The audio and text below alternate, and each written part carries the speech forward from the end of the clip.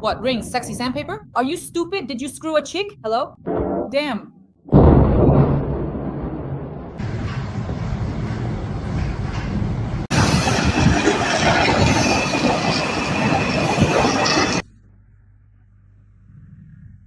Damn, she's growling. Guys, shh. It's 5 to 5. Sorelova, right? We were the first to get into the house, and as soon as we entered, we found ourselves just in the hallway. We moved quickly, not really stopping to look around or take in the details of our surroundings. Ira, do you remember how we hurried through the entrance, barely pausing as we stepped inside?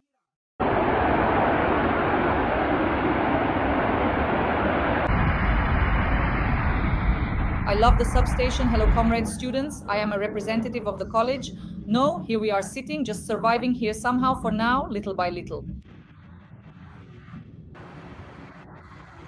Breaking news, friends. Something has hit Moscow again.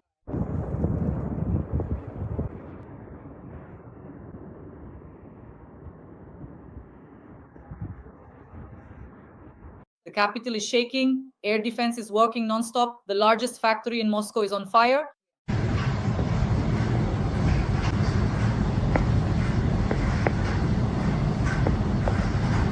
Students from Moscow universities are being sent to the basement, and there is an urgent evacuation underway in Zelenograd. Hello, comrades, students. I am a representative of the Mayet College. Here we are sitting. We've gathered some stools. Over there, people have something for us. They've already turned off the ventilation. Or turned it on. So we're just surviving here for now, little by little. Meanwhile, there's an attack on Novorossiysk. Damn, she's really roaring out there, guys. Damn, I just saw some absolutely crazy stuff happening. And honestly, I got really scared. We're the first ones to go through this, the very first ones. And our house actually got hit. Mom, right now, Mom, I'm freaking out. I don't know what to do. Do you see that smoke over there? It's rising up thick and dark. They shot at us first at Dad, and I can't stop thinking about it. My heart is pounding. My hands are shaking, and I just keep replaying everything in my mind. I feel lost, Mom, and I need you right now. Holy crap. Dad. So we will, unbelievable. Yeah, I'll film it. Just quick, into the hallway, Ira. What am I seeing? Holy shit. Holy shit. More than 150 drones are entering occupied Crimea at the same time. The peninsula is on fire, power plants, oil refineries, and military bases are under attack. Sobyanin reports that they're shooting down drones with their bare hands.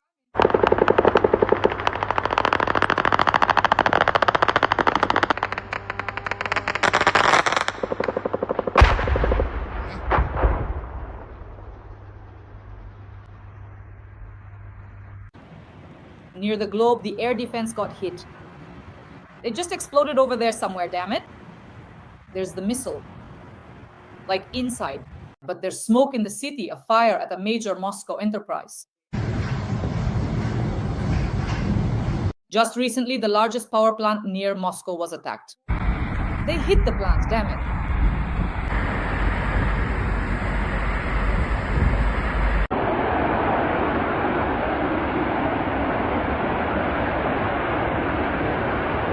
There are blackouts in the region. Already once. Oh, it's about to blow up, right? Now it's, look, the black stuff is coming. Are you serious? It came under fire. Or what is that? What is that? Huh?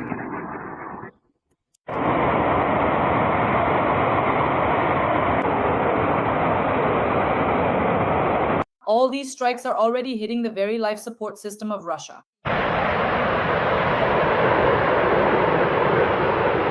People near Moscow are sitting without electricity or heat. Russian thermal power plants, oil refineries, and key oil processing plants are coming under attack. These are the things that the economy and everyday stability of Russians depend on. I'm fucked and I'm crying. Let's go.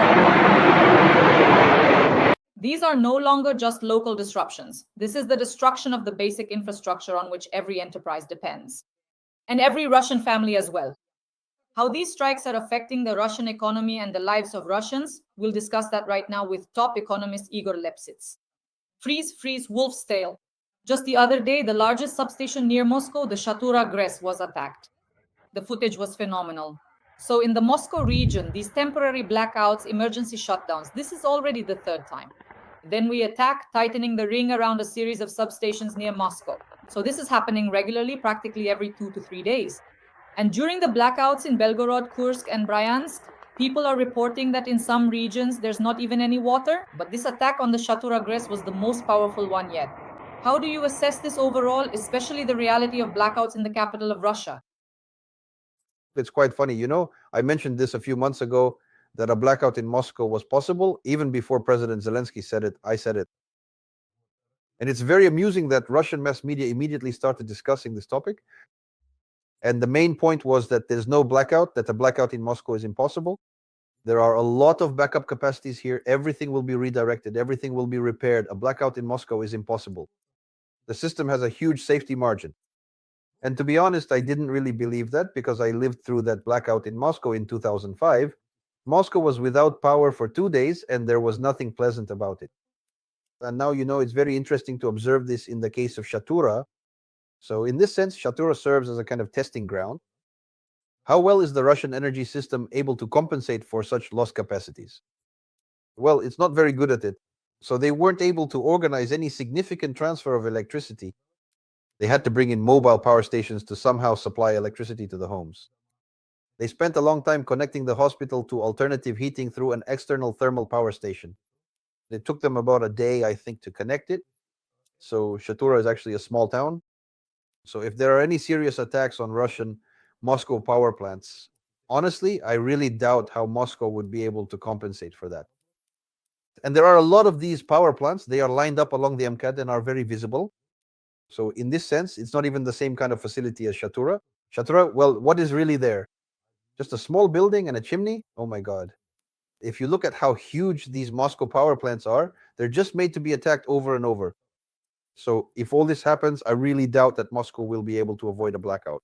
A blackout in Moscow would immediately mean almost total paralysis of Russia's entire banking system. Exactly. And paralysis of the financial sector, everything goes through Moscow. All transactions go through Moscow. And suddenly it would turn out that it's basically impossible to pay salaries or make payments, and retail trade would stop functioning. In other words, a serious disaster would begin simply because all of Russia is tied to Moscow. Moscow is not just the capital, it's the main nerve center of the Russian Federation. It's a transportation hub, a banking hub, a financial hub, since everything goes through the budget.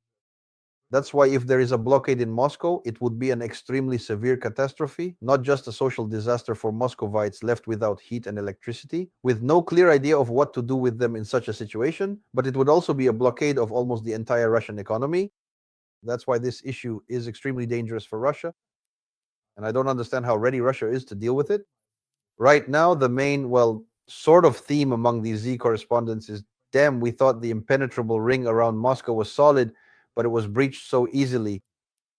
And honestly, it's frightening to watch. I also watched, just like in those videos, how this Ukrainian drone is flying and they're firing at it with machine guns, but they can't really hit it. Hey. Yes, Igor Vladimirovich, I'm listening to you. Something disappeared on my end.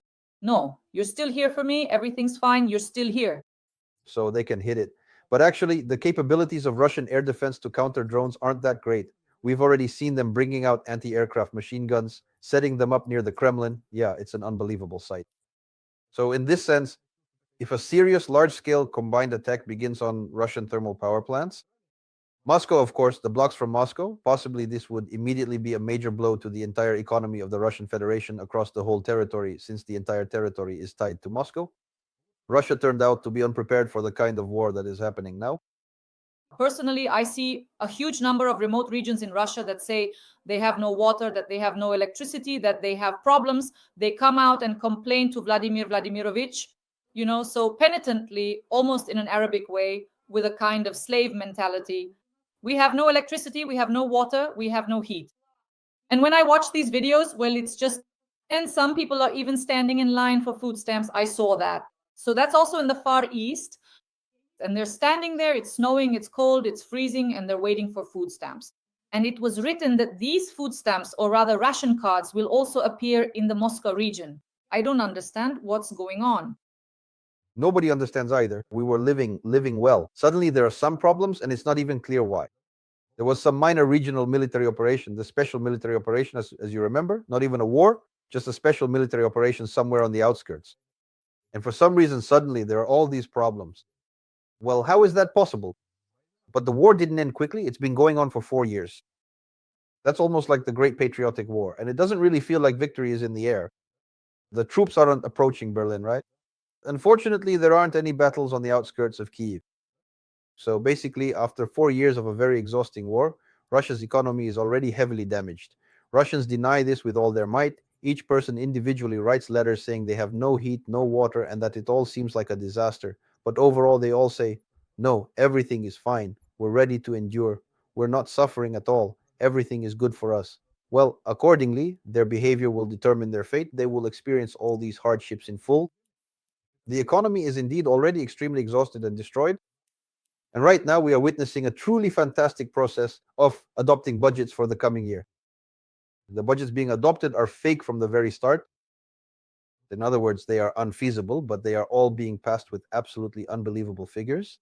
That is, the budgets are already in deficit, revenues are currently falling, yet they are adopting budgets for the entire territory of Russia for the coming year right now, with projected revenue growth of 20 to 25% next year.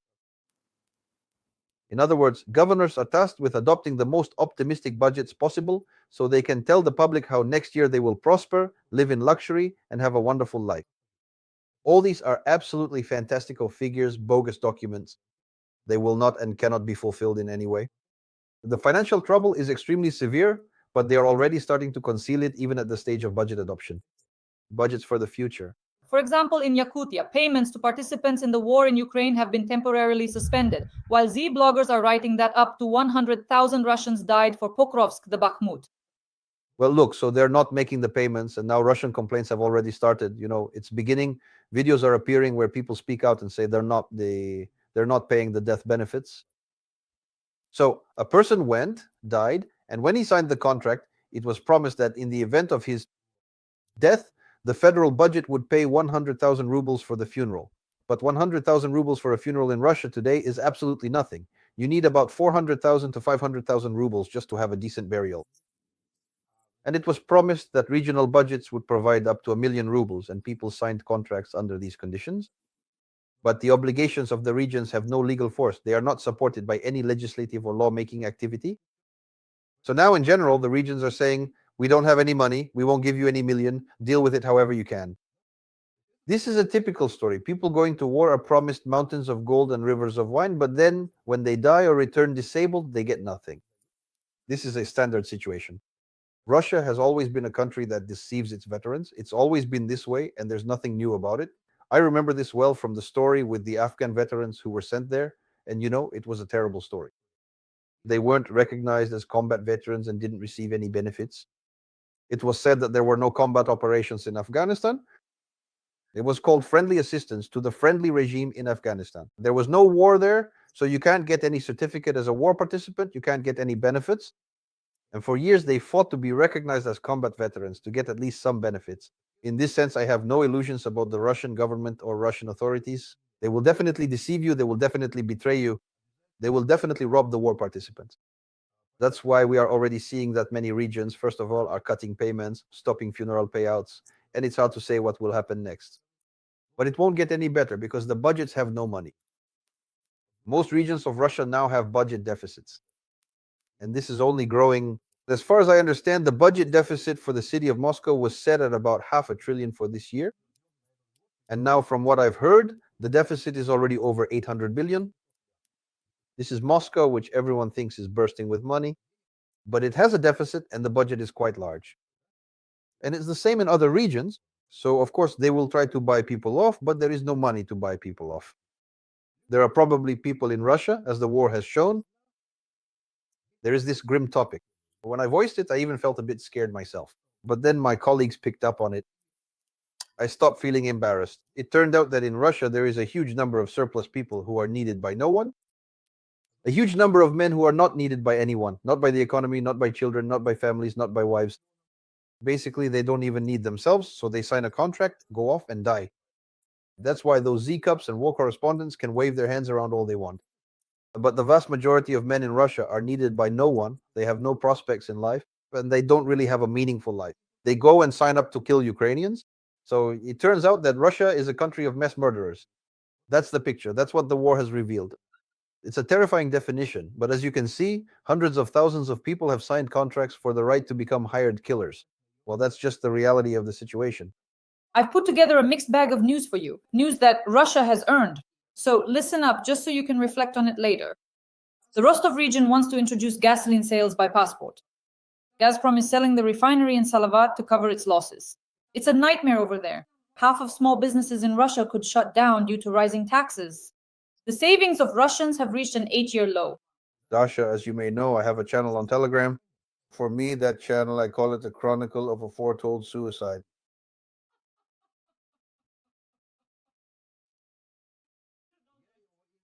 That's exactly how I run it. And I also have a genre there called Just Headlines.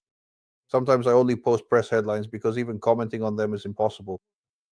Well, there are just so many insane, frightening events happening in Russia because the country is kind of falling apart in different places, and all sorts of crazy stories are emerging, and they can't be resolved because there is no logic of development in Russia. No, there is no ideology, no strategy. It is governed randomly. Everyone is pulling the fabric of Russian life in different directions, and because of this, things are cracking here and there. Holes are appearing. I always say that Russian life now resembles a fire in a peat bog, fire burning underground. This is the war, and it breaks out in one place, then in another, and you never know where it will erupt next, or if it will break out right beneath you and you'll fall into a fiery abyss. That's the whole terrifying story.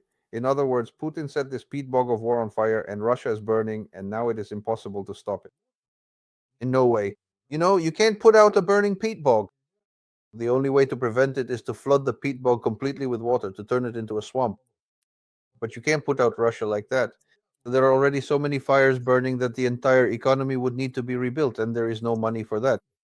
Once again, we discussed the drop in oil prices, and oil was the source of all the money for saving and developing Russia. If that money isn't there, then there's simply no way to fix Russia, even if the war ends. There just isn't money for that. Now it's time to discuss the plan of Trump, Witkoff, and Kirill Dmitriev. The plan is extremely cynical and brazen. Essentially, the US is selling out Ukraine and Russia for $200 billion. So Putin gives up his frozen 200 billion out of 350, which in any case, he would have had a hard time ever getting back. He's selling them.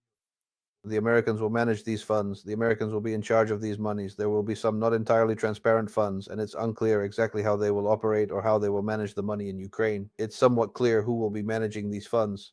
Apparently, someone from Trump's family. And then, well, the picture is simple. These funds will generate income, half of which will remain in the US, and a portion of that will go to members of Trump's family for managing these funds. And that's why Trump reacts so nervously to any kind of resistance, even if it's gradual. He has set up a nice family mechanism for generating income based on Russian money at Ukraine's expense. And Ukraine is somehow interfering, behaving in a way that's not to his liking. It's just outrageous. The European partners are a bit shocked. Boris Johnson even called it military castration. If I'm not mistaken, there's also economic castration going on. I'd like you to comment on that. Well, you see, European politicians are good at saying beautiful words, and they probably are saying them right now. But the question is, are they actually ready to offer any real alternatives? Because with Trump, you could say, we're not going to help at all. We're not going to provide weapons. We're not going to sell weapons to Europe for Ukraine. And what will you do without us? You'll be lost. So the question is, if Europe somehow manages to solve the problem of economic and military support for Ukraine without the help of the US, then they can drop this prank, reject it, and gracefully get out of the situation without losing face. The only question is whether they're actually capable of that. That's something I don't know. And you don't know that either. Maybe they themselves don't even know, but I'm afraid they're not really capable of it. How can I put it? Europe's economic machine is enormous, but when it comes to translating that into military terms, it all looks rather awkward. And this war has shown just how rotten Europe is militarily. For me, that's also something of a shock. There was this idea that after all, NATO has existed for so many decades that something must have been done, prepared, so that in case of anything, they would somehow. But it turns out that if a war breaks out, it would take them either 24 or 40 days to move troops from the English Channel to the conflict zone. That's an unbelievable number. You could walk across Europe in that amount of time, and it would take them that many days to move troops just because in some places the rail gauges are different and in others the bridges are in terribly poor condition. So it's just a nightmare when it turns out that in general NATO's military machine, the North Atlantic Bloc, is a complete sham, an utterly useless system. When it turns out that European military units can't even coordinate with each other, they don't have unified protocols. All this talk about rapid reaction forces, about NATO supposedly being able to deploy quickly if needed, those are strange claims as well. So, in short, it turned out that from a military standpoint, the European potential hasn't amounted to anything real. And the military industry is weak and developing slowly. And they're only planning to get something done by 2030 or so. By that time, you could die twice, three times, even four times. So, unfortunately, the situation is that the US has a powerful military industry, it has arsenals, it has weapons, but as for what Europe has, it's hard to say. That's why it's hard for us to believe in their capabilities. They keep saying that they don't have any ammunition, no missiles, that they need everything for themselves, and that's why they can't supply anything. So, this is enormous economic power, but it was never directed toward the military sphere at all. Europe became very complacent. They believed that the US would solve all their defense problems against the Soviet and later Russian threat, so they did nothing themselves. Now they're trying, but it's still rather slow, sluggish, and not very impressive. So imagining that they would actually say, forget about the US, we'll take on all the military supplies and economic support for Ukraine ourselves and really do it, I just don't see it happening yet. If they can't manage that, then what arguments do they have? As Trump says, you have no cards to play. Putin has cards. He's ready to give Trump the right to Russia's frozen foreign reserves. Those are cards. But what cards does Europe have? Honestly, I don't really know. So for now, the situation doesn't look very cheerful. A contentious issue is the joint projects between the US and Russia. We all understand perfectly well that the only thing Trump cares about in this life is money and lots of it. And that, in principle, is his main priority and the measure of everything for him. So, what do joint US Russia projects actually mean? What kinds of projects could these be after the war ends? And is there any element of corruption here, nepotism, a family clan? Because I noticed that this plan was actually written by Kushner, and he's someone close to Trump, his son in law. And Dmitriev, please, the floor is yours. Trump and Kushner are not just close associates, they're not just relatives. It's important to keep in mind that Kushner is practically Trump's shadow cardinal. So if you look into it, it was actually Kushner who organized Trump's election. He acted as a sort of shadow leader of his campaign headquarters and set everything up. So Trump's entire victory was really achieved through Kushner's efforts. That's why it's extremely important. He's not just a relative or son-in-law. This is a very serious matter. And it's clear that basically we're talking about the emergence of three funds formed from the 350 billion of frozen Russian assets. One of them is formally purely American, from which 50% of the income goes to the USA, though it's unclear for what reason. Then there are 100 billion, it's not clear how, but apparently also in America. And 150 billion is precisely Russian American. Apparently, all of them will be managed by Kushner in one way or another. And accordingly, these profits will largely end up going to the Trump family. As I said, so basically, the story is that Russia gives its foreign reserves to the Americans, but in exchange for that money, it essentially buys Ukraine in the form that suits it. This is exactly the kind of cynical, disgusting, utterly vile picture we're seeing.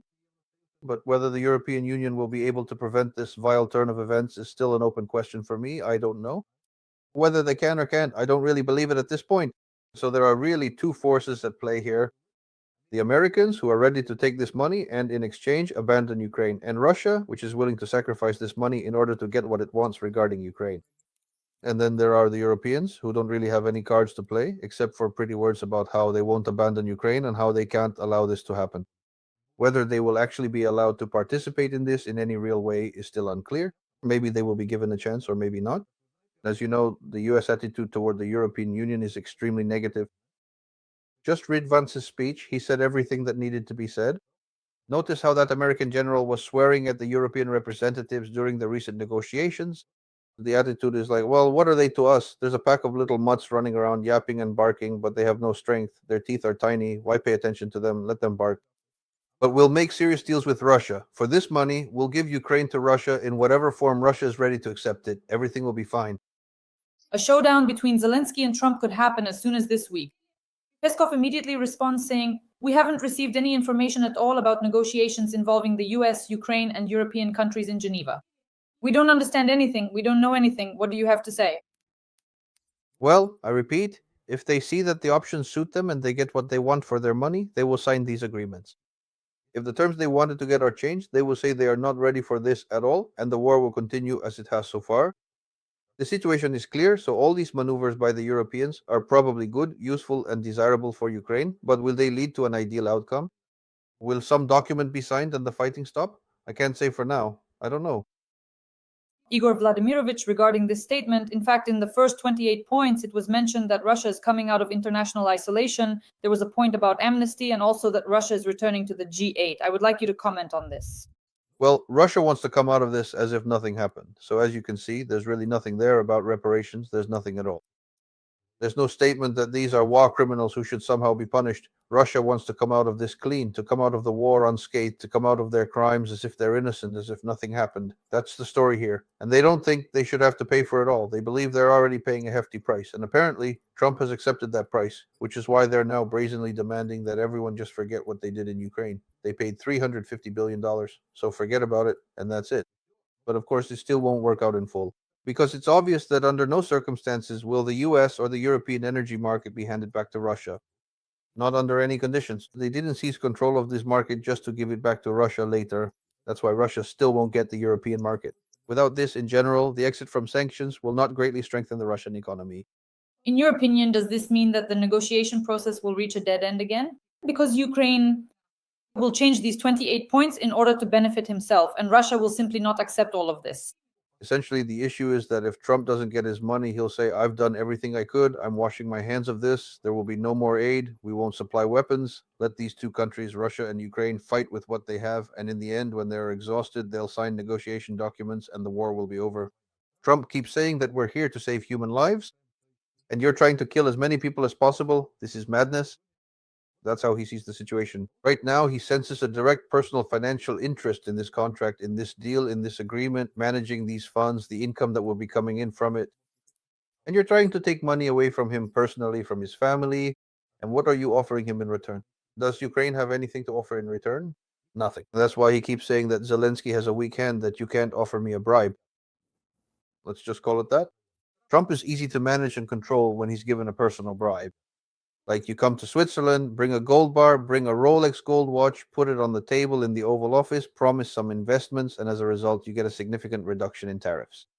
So that's how you have to deal with Trump. He's a simple guy, as simple as they come. You bring the cash, you get the deal. No cash, get lost. That's about it. That's the language. That's Trump's mentality. And Ukraine has nothing to offer him.